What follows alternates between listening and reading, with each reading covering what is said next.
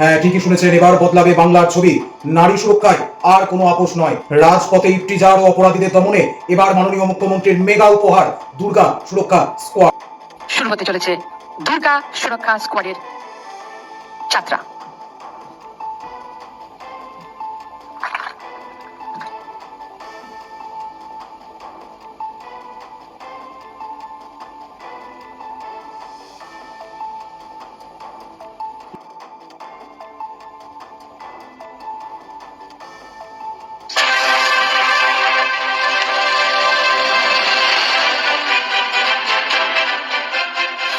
মাননীয় মুখ্যমন্ত্রী শ্রী শুভেন্দু অধিকারীর দিক নির্দেশে পশ্চিমবঙ্গ পুলিশ এখন আধুনিকীকরণের পথে দ্রুত ধাবমান। সময় বদলাচ্ছে, আর সেই সঙ্গে বদলাচ্ছে পশ্চিমবঙ্গ পুলিশের কাজের পদ্ধতি। অত্যাধুনিক প্রযুক্তি ব্যবহার করে পুলিশি ব্যবস্থা এখন আরো দ্রুত, আরো স্মার্ট এবং মানুষের কাছে অত্যন্ত সহজে গ্রহণযোগ্য। নারী নিরাপত্তায় জোর দিতে নেওয়া হচ্ছে একাধিক উদ্যোগ।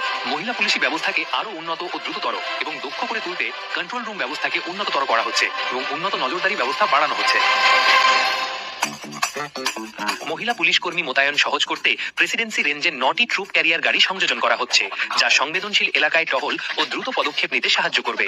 আইন শৃঙ্খলা ব্যবস্থাকে আরো শক্তিশালী করতে চালু হচ্ছে 20টি real time audio video transmission system, যা ঘটনাস্থল থেকে সরাসরি কন্ট্রোল রুমে লাইভ তথ্য পৌঁছে দ্রুত সিদ্ধান্ত গ্রহণে সহায়তা করবে।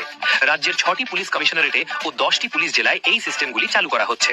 পশ্চিমবঙ্গে পুলিশ ব্যবস্থাকে আরো আধুনিক ও শক্তিশালী করার উদ্যোগে আসানসোল পুলিশ কমিশনারেটের অধীনে পাণ্ডবেশ্বর থানার নতুন ভবন নির্মাণ করা হয়েছে।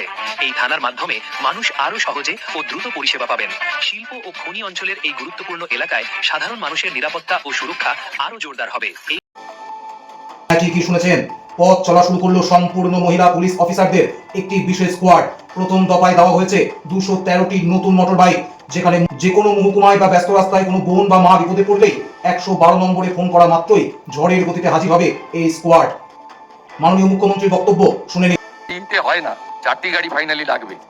এই আমরা যদি এখন একটা গাড়ি 112 চালু করতে পারি, আমাদের ট্রেনিং প্রাপ্ত রাজ্য পুলিশের 12,000, কলকাতা পুলিশের 4,000, সেপ্টেম্বর মাসে 16,000 নতুন জওয়ানদেরকে আমরা কাজে লাগাতে পারি। তার সঙ্গে 112, আমার মনে হয় সময়ের স্প্যানটা আরো কমবে এবং আগামী বাজেটে আমরা আরো 2টি করে গাড়ি দেওয়ার ব্যবস্থা করব, যাতে আগামী 1 বছরের মধ্যে অন্য রাজ্য যদি 6 মিনিটে পৌঁছায়, আমরা 5 মিনিটে পৌঁছাতে পারবো। এটাই আমাদের লক্ষ্য থাকা উচিত। সকলকে ধন্যবাদ জানিয়ে এই ঐতিহাসিক পদক্ষেপকে ভালো লাগলে এক্ষুনি ভিডিওটি সেভ করুন এবং বন্ধুদের মধ্যে শেয়ার করে ছড়িয়ে দিন।